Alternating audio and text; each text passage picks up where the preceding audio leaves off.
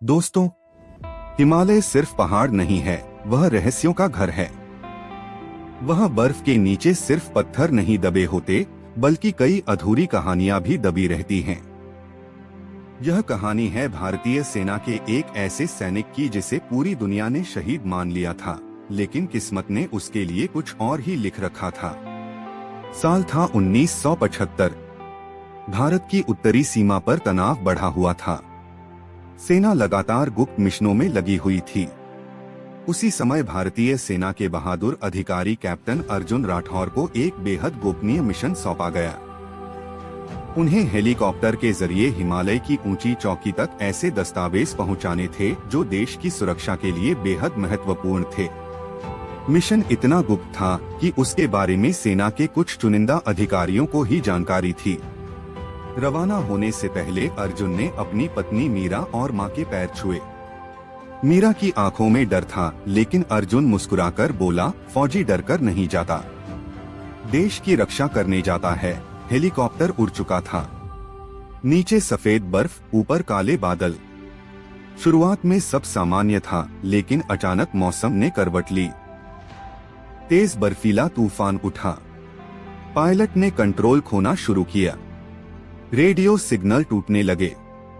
अर्जुन ने दस्तावेजों वाला बैग कसकर पकड़ लिया। अगले ही पल जोरदार धमाका हुआ और हेलीकॉप्टर पहाड़ से टकराकर बर्फीली घाटी में गिर गया। जब अर्जुन की आंख खुली तो चारों तरफ सन्नाटा था। शरीर घायल था, हाथ से खून बह रहा था, साथ ही सैनिक कहीं दिखाई नहीं दे रहे थे। उसने उठने की कोशिश की और दर्द से चीख उठा। उसे समझ आ गया कि वह अकेला बचा है। उसने मलबे से जरूरी सामान निकाला और सबसे पहले दस्तावेजों को सुरक्षित किया।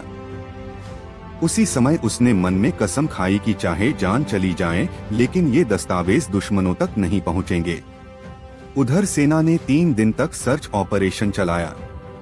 हेलीकॉप्टर का टूटा मलबा मिला, लेकिन अर्जुन नहीं मिला। आखिरकार सेना ने उसे मिसिंग इन एक्शन घोषित कर दिया। घर पर तिरंगा पहुंचा।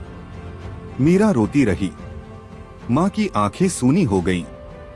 दुनिया ने मान लिया कि अर्जुन अब नहीं रहा, लेकिन असली लड़ाई तो अब शुरू हुई थी।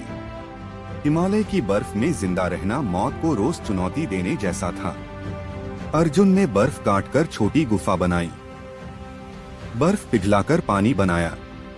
भूख लगने पर जंगली पौधे खाए। कई बार उसे लगा कि अब जिंदगी खत्म होने वाली है, लेकिन हर बार उसे अपनी वर्दी याद आती।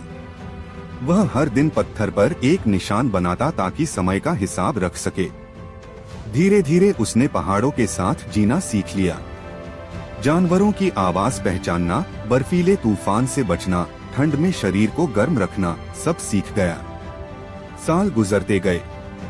दुनिया बदल गई, लेकिन अर्जुन उसी पहाड़ में फंसा रहा। उसने गुफा के अंदर तिरंगे का छोटा सा झंडा बनाया और रोज सलामी देता। वह खुद से कहता, जब तक मैं जिंदा हूँ, मेरी ड्यूटी खत्म नहीं हुई। कई बार दूर हेलीकॉप्टर की आवाज सुनाई देती, लेकिन घने तूफान और ऊंचे पहाड़ उसे दुनिया से काट देते। समय बीतता गया। उसके बाल सफेद हो गए, चेहरा झुर्रियों से भर गया, लेकिन आंखों की चमक वही रही, देशभक्ति की चमक। उसने गुफा की दीवारों पर अपनी जिंदगी लिखनी शुरू कर दी, ताकि अगर कभी कोई आए तो उसे सच्चाई पता चले। उधर भारत में 50 साल बीत गए। नई पीढ़ी आ गई। पुराने सैनिकों की फाइलें इतिहास बन गईं। अर्जुन राठौर का नाम भी सिर्फ रिकॉर्ड में रह गया। साल 2026 में भारतीय सेना का एक नया सर्वे मिशन हिमालय के उसी इलाके में भेजा गया जहां कभी हेलीकॉप्टर क्रैश हुआ था। ड्रोन सर्वे के दौरान सैनिकों को बर्फ के बीच एक छोटी सी गुफा दिखाई दी। जब टीम वहां पहुंची तो उन्होंने जो देखा, उसे देखकर सब स्तब्ध रह गए। गुफा के अंदर एक बूढ़ा आदमी बैठा था। लंबी दाढ़ी, फटी वर्दी, लेकिन सीना आज भी तना हुआ। सैनिकों को देखते ही वह धीरे से खड़ा हुआ और कांपती आवाज में बोला, captain Arjun Rathore. Reporting sir. पूरा दल सन्न रह गया। दस्तावेज अब भी सुरक्षित थे। सैनिकों की आंखों में आंसू आ गए। उन्होंने तुरंत हेलीकॉप्टर बुलाया। जब अर्जुन को स्ट्रेचर पर रखा गया तो उसने आसमान की तरफ देखकर सलामी दी, जैसे कह रहा हो ड्यूटी पूरी हुई। खबर पूरे देश में आग की तरह फैल गई। टीवी चैनलों पर सिर्फ एक ही खबर थी, 50 साल बाद जिंदा मिला भारतीय सैनिक। लोग उसे चमत्कार कह रहे थे। अस्पताल में डॉक्टर भी हैरान थे कि कोई इंसान इतनी कठोर परिस्थितियों में इतने साल कैसे जिंदा रह सकता है। कुछ दिन बाद अर्जुन को दिल्ली लाया गया। सेना मुख्यालय में उसका भव्य स्वागत हुआ। जनरल ने सलामी देते हुए कहा, आपने सिर्फ जिंदगी नहीं बचाई, आपने भारतीय सेना की शान बचाई। अर्जुन की आंखों में आंसू थे। उसने पूछा, मेरी मीरा कैसी है? कमरे में सन्नाटा छा गया।